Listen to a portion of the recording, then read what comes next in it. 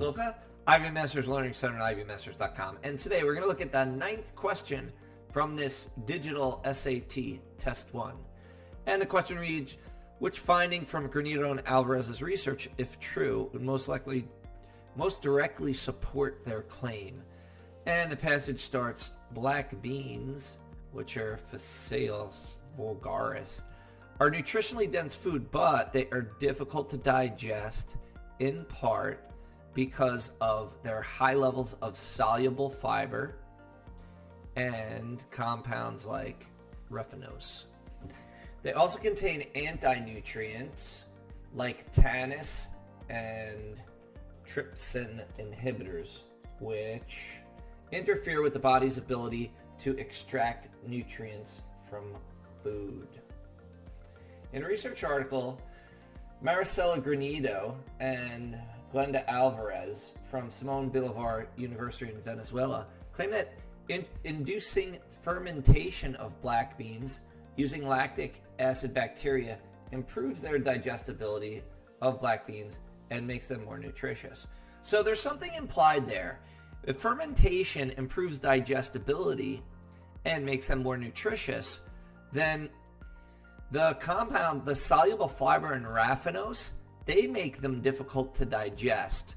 So that must be lowering the levels of soluble fiber and raffinose by fermentation. Also, the anti-nutrients, tannins and trypsin inhibitors, if they interfere with the body's ability to extract nutrients from food, it must lower their levels as well because they make them, the fermentation process makes them more nutritious somehow. So let's go to the question and the answer choices.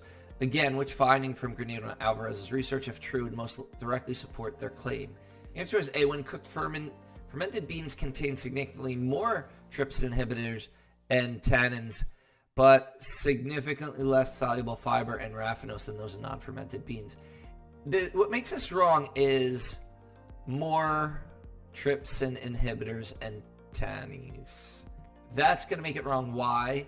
Because it had more of those, then it's going to be even more difficult to extract nutrients from food, and it's not going to be more nutritious, last two words of the passage.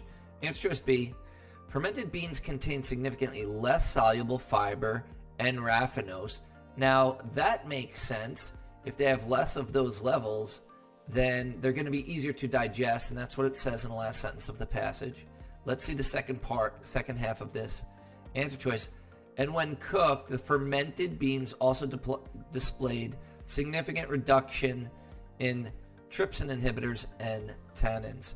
And it makes sense that they'd have fewer trypsin inhibitors and tannins because the tannins and the trypsin inhibitors are what interferes with the body's ability to extract nutrients from food. And it does say that they're more nutritious. It looks like we found our answer B. We'll check out answer choice C. When the fermented beans were analyzed, they were found to contain two microorganisms, Lactobacillus casei and Lactobacillus plantarum, that are theorized to increase the amount of nitrogen absorbed by the gut after eating beans. There's no mention of Lactobacillus anything there, so answer choice C is gone. Answer choice D.